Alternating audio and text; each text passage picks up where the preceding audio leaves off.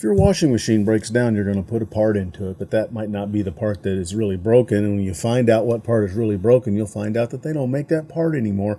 So you have to get a new washing machine, which is not the same height as the dryer that it sits next to. So now you're going to have to modify the Formica folding table that you built just for that spot. And now that's not going to be the same height as the Formica top you made to go on top of the cabinet that your wife had built to go next to the folding table top. And now you're going to have to make an adjustment to that because it's 2022 and it's the last project of the season at Mrs. RATTLECAN'S house. Stand by.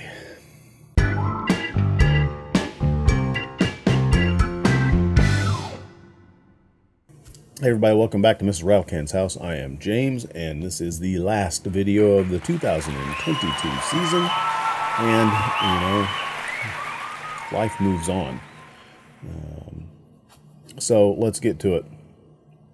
We have a washing machine, a 13-year-old washing machine. I should say this. My wife's mother has a washing machine that I'm pretty sure they've had for 40 years. Never had a problem out of it. Not a smart thing about it. It's a couple of switches, a couple of relays, timer, runs like a champ. Our machine, 13 years old, all kinds of smart. I think that's where the problem begins. We're getting a no drainage or we're getting an error message. It's basically saying it's not pulling all the water out of the drum and that it won't let it proceed. So the first thing I think of is, well, maybe the water's not draining out for some reason. So I pull the, there is a hose it's not even really a hose.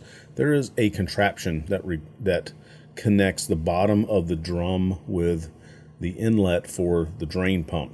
And sometimes stuff can get in there. So I pull that out looking for, pennies or, anything like that. There's nothing there. So then I check the outlet hose, the one that, the little corrugated one that goes into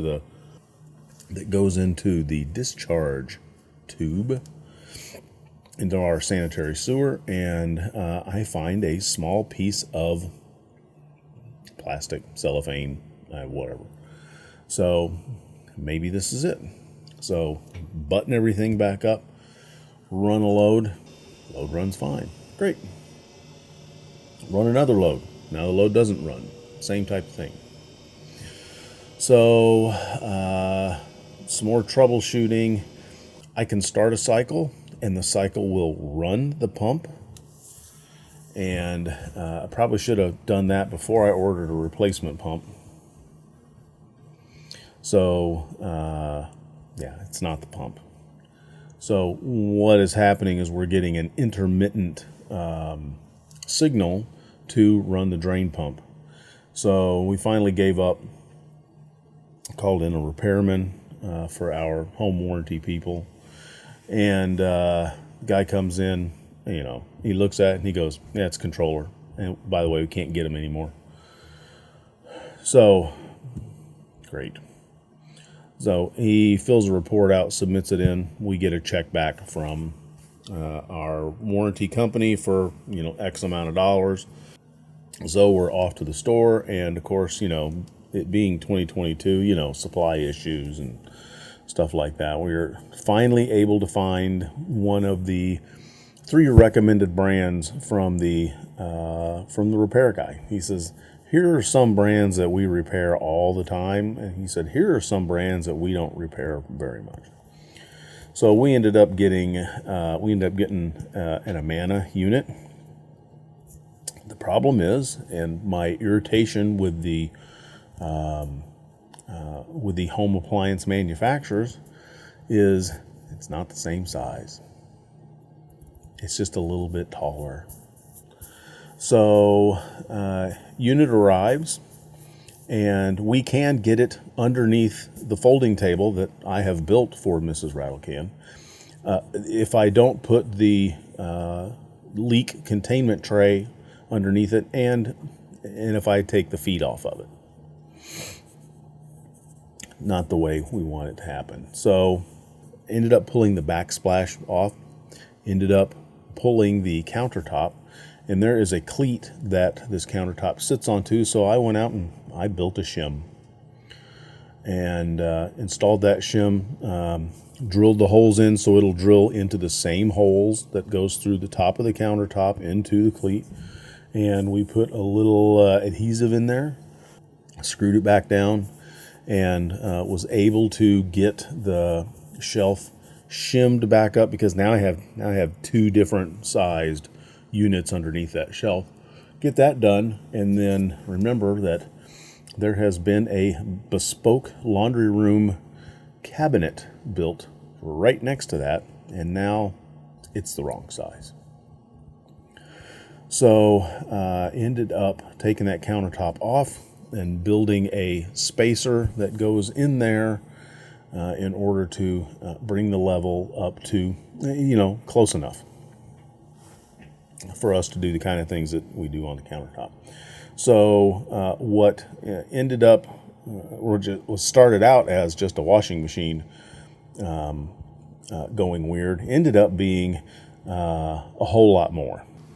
One of the great joys of home ownership is the thing that you think is wrong might not be the thing that you think is wrong, and the thing that is wrong that gets fixed ends up creating a cascade of effects, and that's where your mad, crazy DIY home repair skills come into play.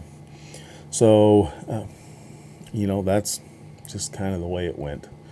But Mrs. Rattlecan is happy. We now have a functioning washer next to our functioning dryer at the moment, and we'll see how long that one lasts. My guess is when the dryer goes and we buy a replacement, it probably won't be the same size as the other one, because nobody makes stuff the same size. I don't get it. Anyways, that is what we did. If you like the way, wow, my hand looks really big when I do that, doesn't it?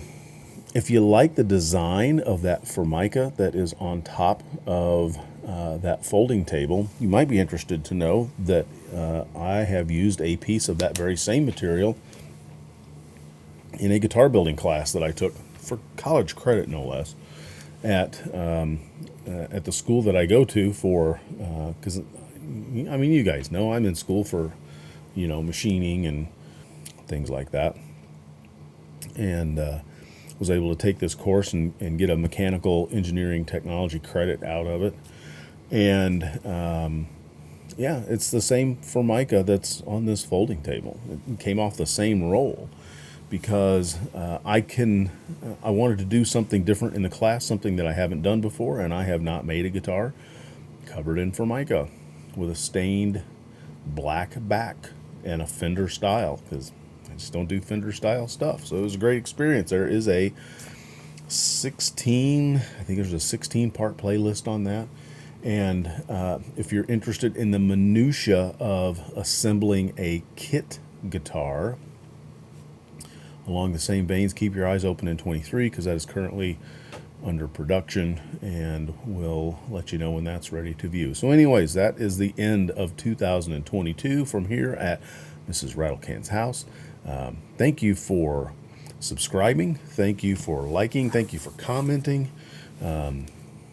We'll just keep plugging along as we do. And when stuff breaks and when stuff needs the little maintenance, then that's what we'll do. And we'll make a video of it and we'll help you guys out. Anyways, I'm James. This is Mrs. Rattlecan's house. You guys have a safe New Year's Eve holiday. Get home safe. Don't be a jerk. All that kind of stuff. Anyways, if I can do it, you can do it. Have a good one. Cheers. If you enjoyed watching this episode of Mrs. Rattlecan's house, consider checking out this video. Be sure to subscribe to us on YouTube, and to get the latest updates on our progress, like us on Facebook. Thanks for watching. We'll see you again soon. Absolutely should have some wine.